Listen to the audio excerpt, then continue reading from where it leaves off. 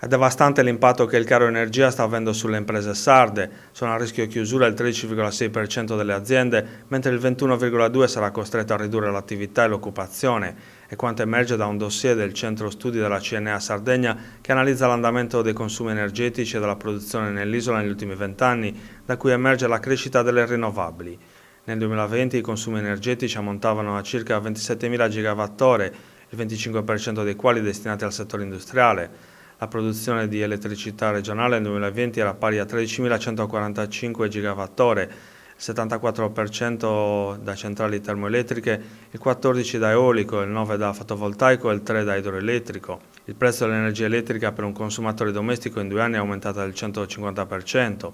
Per ridurre l'impatto dei costi energetici, secondo la CNA occorre puntare sulla diffusione delle comunità energetiche e sfruttare le superfici dei capannoni per l'autoproduzione e l'autoconsumo, con l'istituzione di un credito d'imposta del 50% per le spese sostenute per l'installazione degli impianti. Questi dovrebbero arrivare fino a 200 kWh. Il vantaggio dello sviluppo delle rinnovabili riguarda i tempi rapidi per rispondere alla crisi energetica, hanno rilevato Luigi Tommasi e Francesco Porcu, presidente e segretario regionale della CNA Sardegna. Se la realizzazione dei progetti di infrastrutturazione connessi alla metanizzazione dell'isola prevedono tempi decennali, la diffusione di impianti rinnovabili si realizza in tempi minori, grazie al coinvolgimento di una platea molto più ampia di soggetti.